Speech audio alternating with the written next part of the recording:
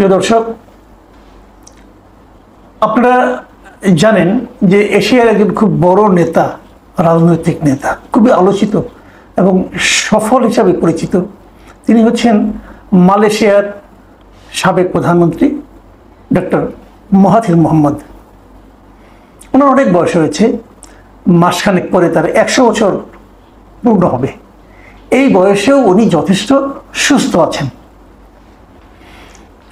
মানে এখনো কাজ করেন।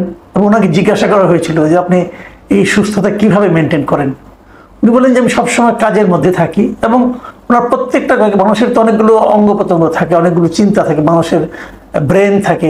আমি যদি ব্রেনকে অকেজে করে রাখি তাহলে ব্রেনটা এক সময় বুঝবে তার কাজ প্রয়োজন নাই, কিন্তু আমি সব অঙ্গগুলিকে কাজে লাগাই, ফলে তারা সজীব থাকে, সচল থাকে। আমিও এভাবে চলে আছি।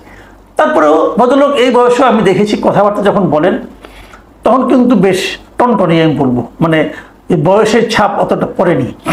আমরা বোধহয় ওনার সঙ্গে আমাদের বর্তমান প্রধান উপদেষ্টা ডক্টর মোহাম্মদ ইউনূসকেও তুলনা করতে পারি। এই কারণে ইউনূস সাহেবের অনেক বয়স হয়েছে, কিন্তু উনি কিন্তু দীর্ঘ অনেক বছর ধরে দেখবেন আপনি মানে অবসরে কখনোই ছিলেন না। এখন একটা সরকারি দায়িত্ব পেয়েছেন, হয়তো একটা দায়িত্ব নিয়ে আছেন, কিন্তু এর আগে ওনার গ্রামীণের বিভিন্ন দায়িত্ব নিয়েছিলেন উনি, এবং গ্রামীণের নানা রকম প্রকল্প নতুন চালু করতেন, সেগুলো নিয়ে থাকতেন।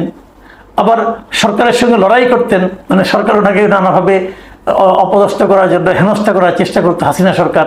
তারপরে তিনি ফাইটও করেছেন, কিন্তু কখনো কিন্তু উনি ঝিমিয়ে পড়েননি, থেমে যাননি।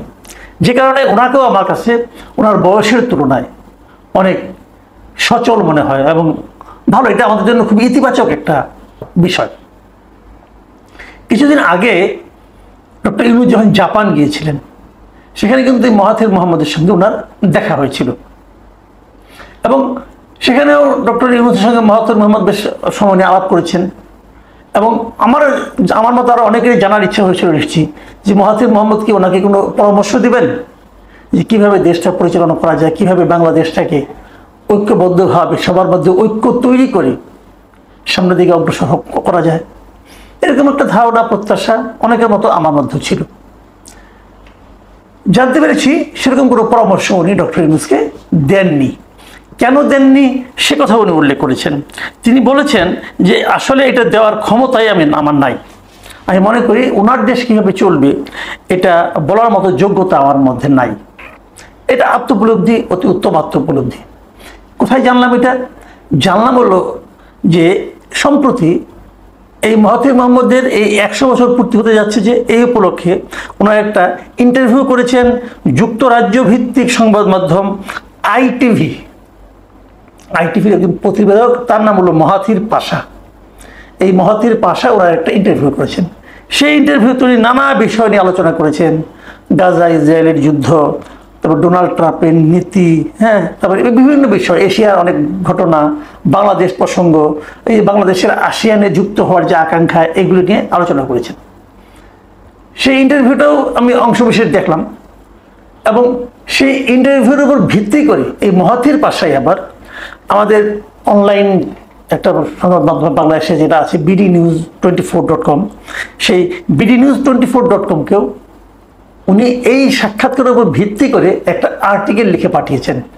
উনি bdnews24.com-এর সঙ্গে সম্পর্কিত ব্যক্তি এই মাহাথির পাশা।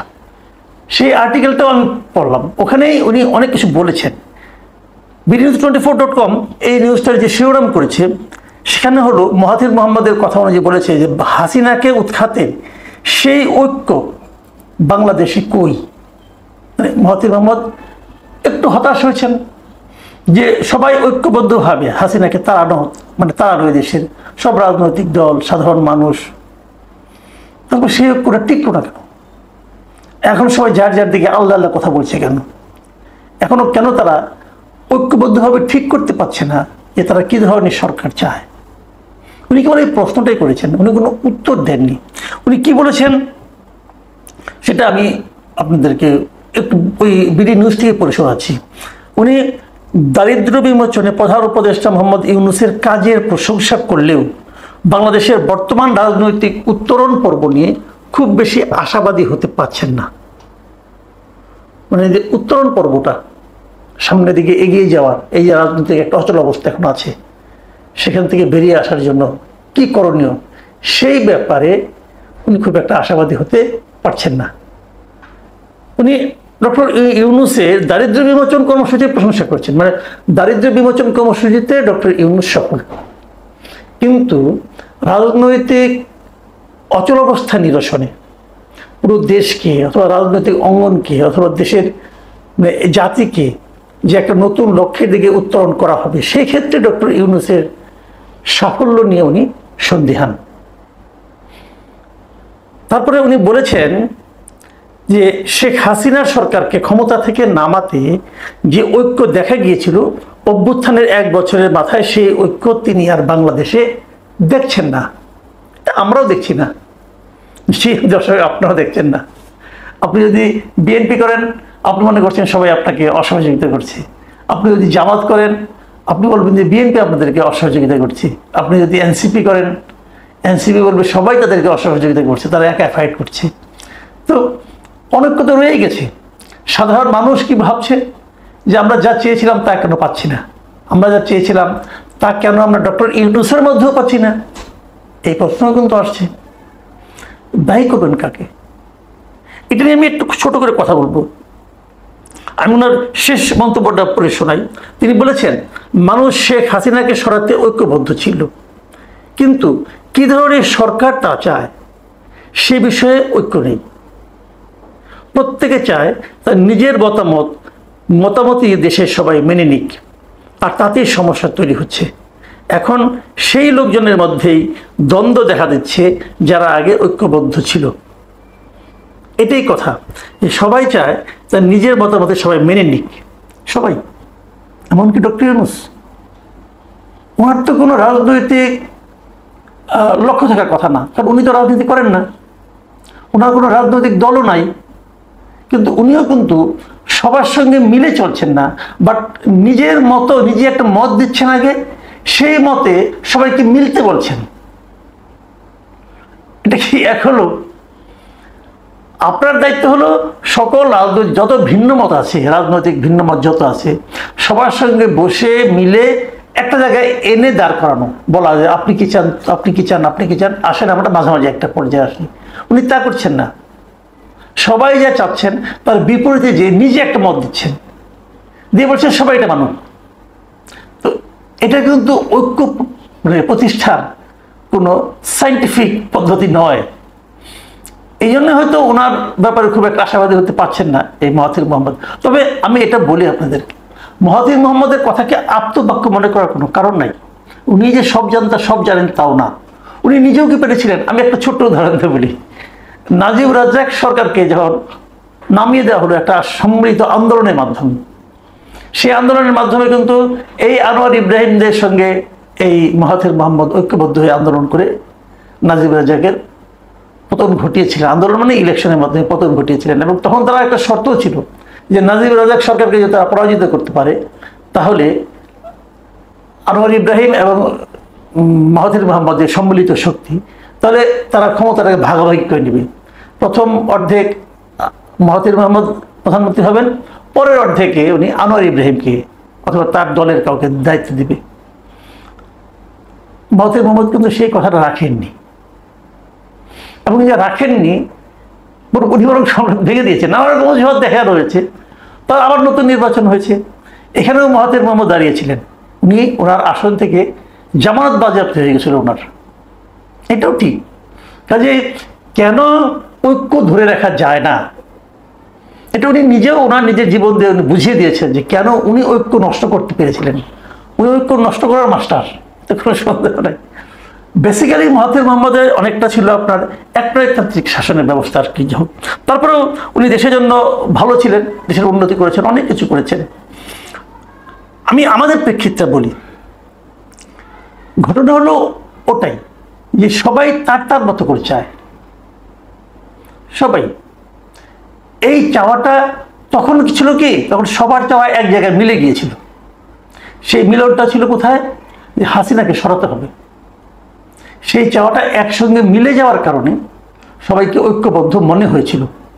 আসলে এই দলগুলো কখনোই ঐক্যবদ্ধ নয়, মানে তারা হাসিনার পতনে ঐক্যবদ্ধ, কিন্তু জাতির উন্নয়নে ঐক্যবদ্ধ নয়, জনগণের ভালোর জন্য ঐক্যবদ্ধ নয়।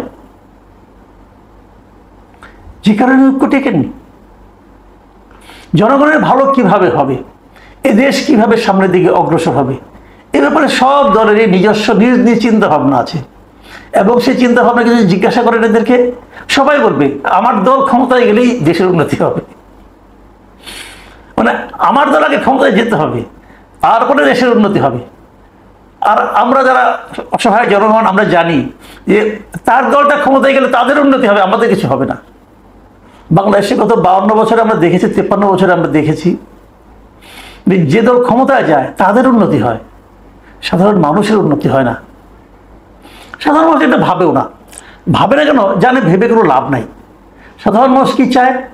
সাধারণ মানুষ চায় যে আমি যেন, তুমি যদি যে কথা বলে ক্ষমতায় গেলে, তুমি যদি ক্ষমতায় যাওয়ার পর সেই কাজটা না করতে পারো, আমি যেন তোমাকে 5 বছর পর ক্ষমতা থেকে সরিয়ে দেওয়ার ক্ষমতাটা রাখি। মানে একটা যেন নির্বাচন হয়, অবাধ সুষ্ঠু নির্বাচন, যে নির্বাচন যদি ম্যাক্সিমাম জনগণ চায় আমি তোমাকে সরাতে পারি। এই যে জবাবদিহিতা, এই জিনিসটাই বাংলাদেশের মানুষ চায়। বাংলাদেশের মানুষের সবচেয়ে অপছন্দ হলো জবাবদিহিতা না থাকা। তারা হাসিনার বিরুদ্ধে কিন্তু উত্তেজিত হয়েছিল, হাসিনার বিরুদ্ধে খেপেছিল, কিন্তু এই কারণেই যে হাসিনা সরকারের কোনো জবাবদিহিতা ছিল না। তার যা ইচ্ছা সে তাই করত, কেউ কিছু বলতে পারতো না। কিছু বললেই বলতে দেশটা আমার বাবা বানিয়েছে, আমি মানে আমার বাবার দেশ।